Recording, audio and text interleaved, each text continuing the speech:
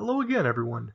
This is Rudolph Wilkins with Forgotten Fitness, and today I'll be starting a brand new series on my YouTube channel where I will describe and demonstrate in full an old school exercise routine from back in the day.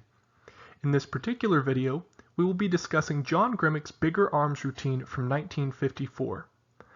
I have always admired the way Silver Era bodybuilders program their training. In the case of John Grimek and so many others working for York, they utilized a combination of both bodybuilding and weightlifting specific exercises in their exercise routines. This gave them a very powerful and strong physique that you rarely see from modern strength athletes. Join me as we take a look back at this forgotten bodybuilding exercise list to help you build functional and strong arms. If you have any questions, comments, or concerns about any of the following exercises or the routine itself, feel free to leave them in the comment section below. And with all that out of the way, I hope you all enjoy this video. The article titled Shoulders and Arms Combination for Bigger Arms was published in the June 1954 edition of Strength and Health magazine. In it, champion bodybuilder and weightlifter John Grimek details various tips and tricks to build powerful arms alongside a provided workout routine. The article starts off by describing a fundamental mistake many new lifters make when training arms. That is that they focus far too much, if not solely, on training the biceps. This mistake was made by Grimek himself, which caused him to nearly give up lifting entirely early on in his youth. It was not until watching a film starring the well-built George O'Brien that Grimek once again decided to take up weight training. This time, he mapped out a balanced routine that emphasized training the arms, shoulders, forearms, and wrists in a way that would produce better results. According to Grimek, the various muscles of the arms and shoulders function almost like connecting links in a chain. All these links must be trained together to develop strong, muscular, and capable arms. When one neglects the smaller muscle groups, i.e. the deltoids and forearms, the larger muscles suffer in the process. He also describes how a smaller arm with a better shape can appear larger than a metrically bigger arm as a result of superior training and genetic predisposition. Another point he makes is that you, as the reader, must put in the work to see results. A quote I really love from this article is that you must be willing to work for everything you want, and muscles are no exception.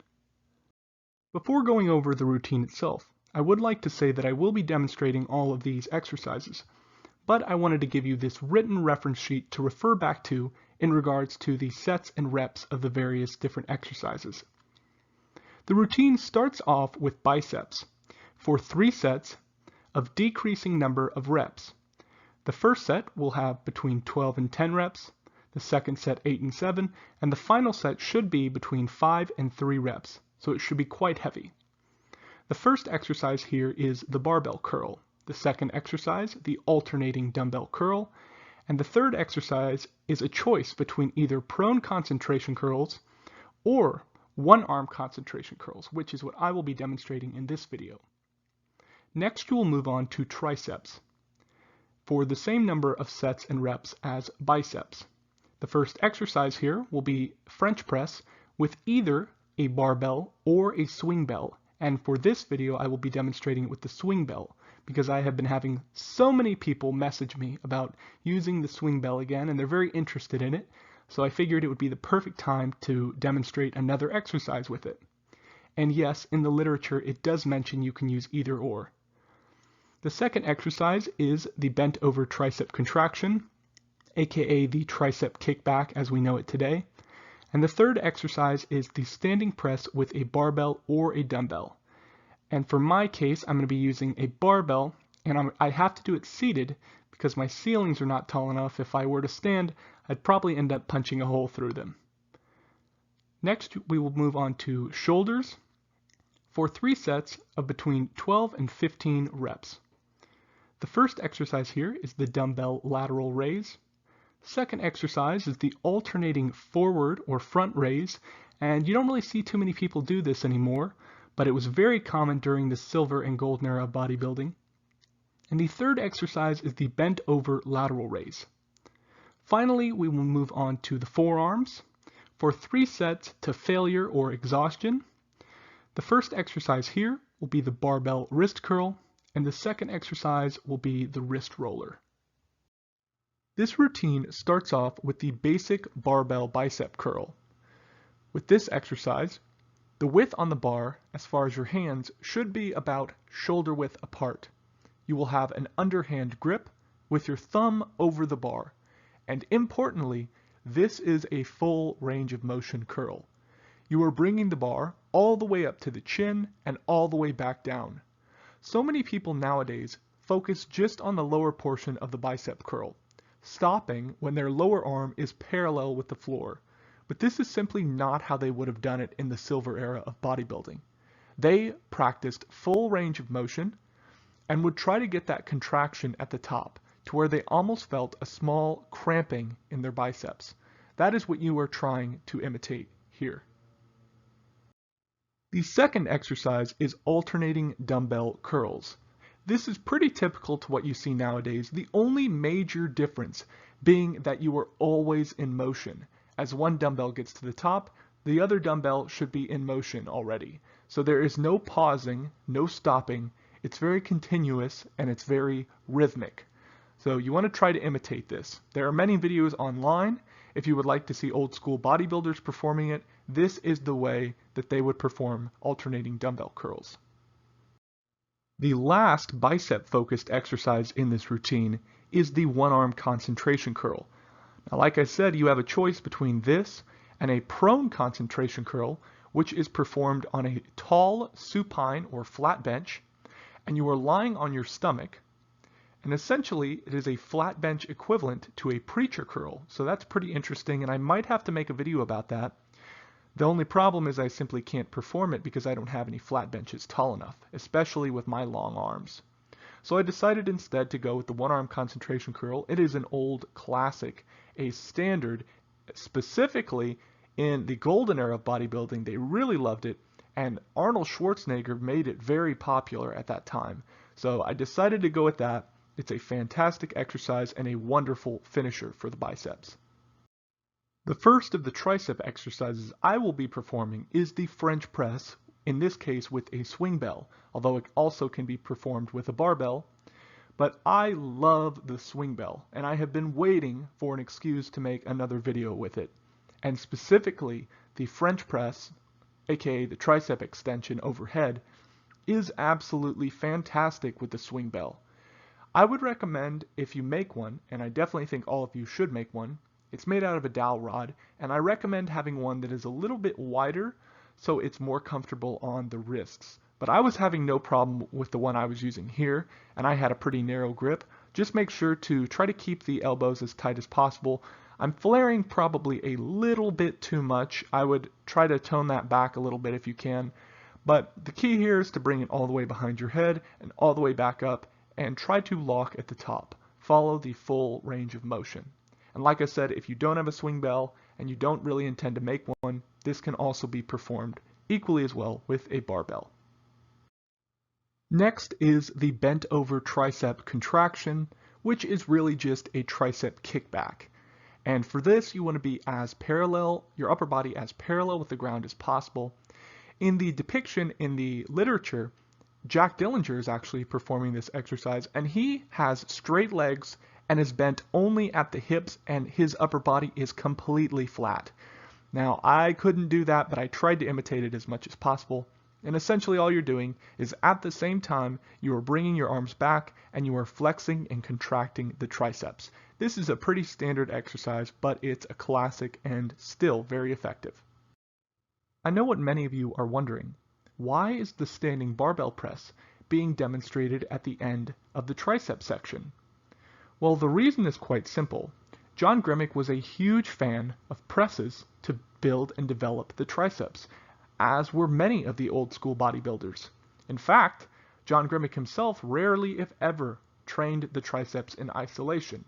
He much preferred bench presses and military presses, aka standard barbell presses, to help build up his triceps, shoulders, and chest. He preferred a compound motion in that fashion. He felt that it worked them sufficiently. So it makes sense at the end of the tricep section that he would put this in there. And for me, I was focusing on making sure that it was very tight to my body and that my form was good and that I was contracting my triceps hard at the top. I'm not so much trying to work my shoulders. They will get pretty exhausted anyways, but I want to keep that for the next section. Instead, I'm focusing more so on contracting my triceps at the top.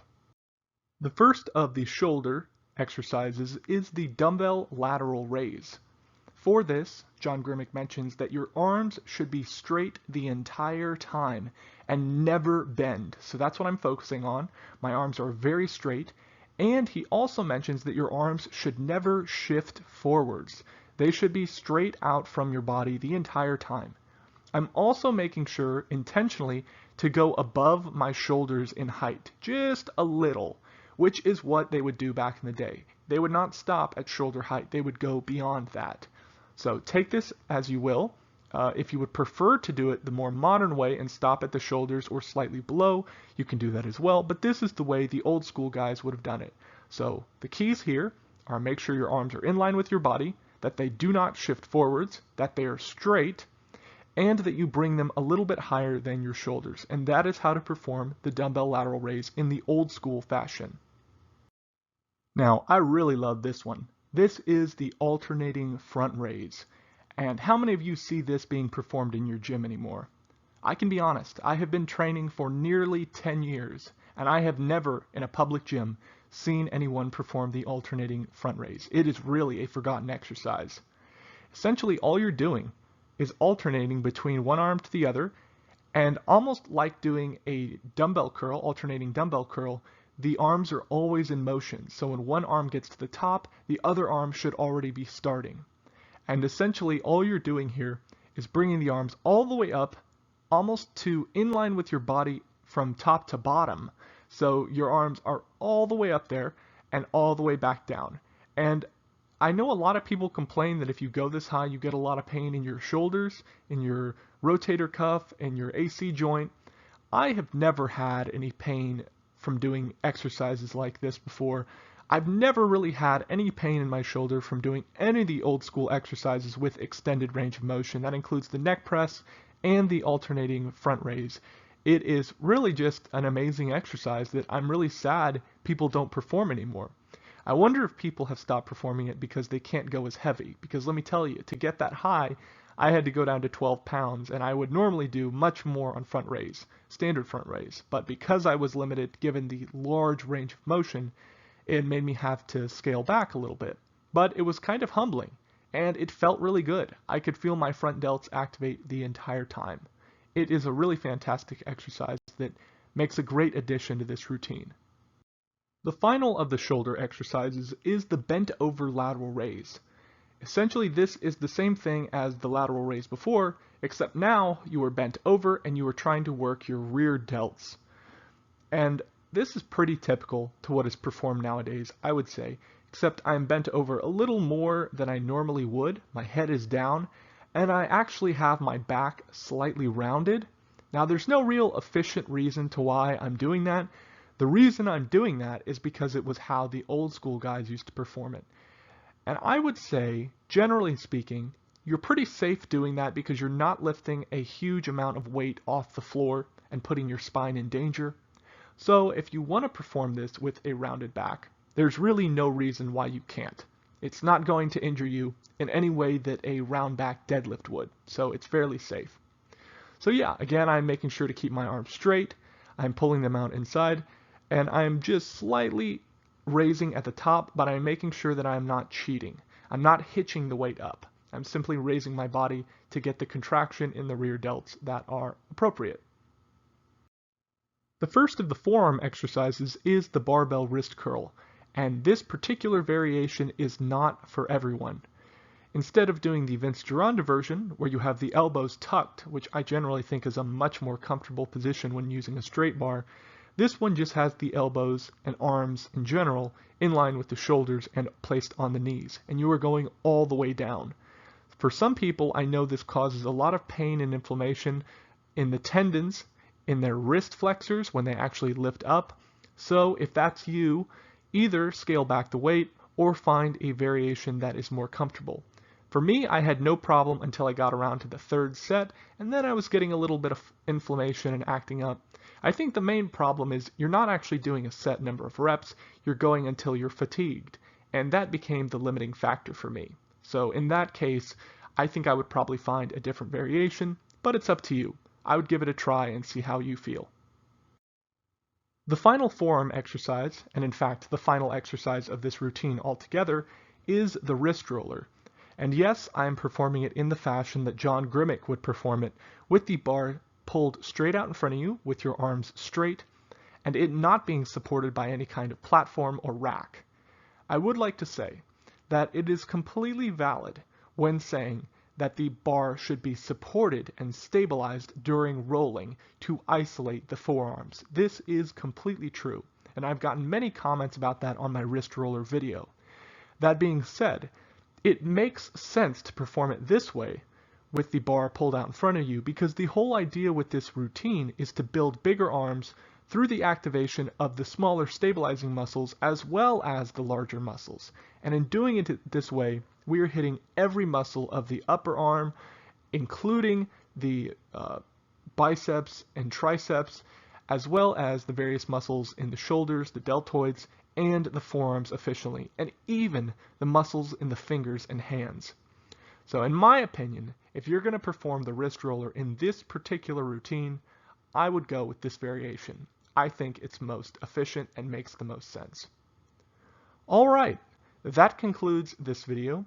I really hope you all enjoyed this, and if you want me to do another one like this, do let me know. I know it's a bit longer than my normal videos, but I tried to cram as much content in as I could in the shortest amount of time, so please forgive me if it went a little bit overboard.